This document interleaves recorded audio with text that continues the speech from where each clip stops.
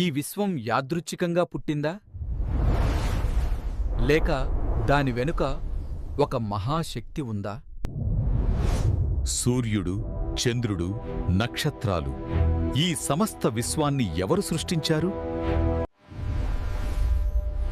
మన హృదయం కొట్టుకోవటం నుంచి గాలి వీచటం వరకు అన్నీ ఒక నియమంతో నడుస్తున్నాయి.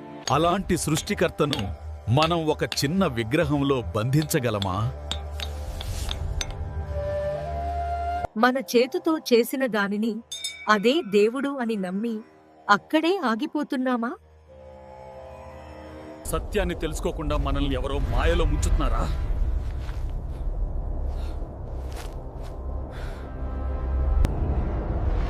దేవుని వ్యతిరేక శక్తి మన చూపును మూసివేస్తుందా?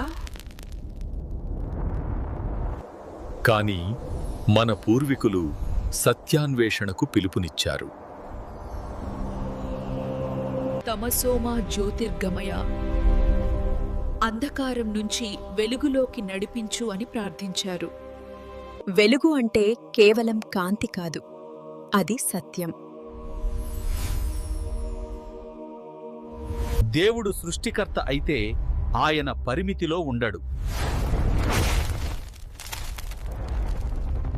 మన హృదయంలో ఆయను అనుభవించాలి, రాయిలో కాదు. సత్యాన్ని వెతకడం భయం కాదు, అది విముక్తి. ప్రశ్నించడం పాపం కాదు, అది జ్ఞానానికి మొదట అడుగు. మన సత్యం తెలుసుకునే ప్రయాణం ఇప్పుడు మొదలవుతుంది. అంధకారం నుంచి వెలుగులోకి.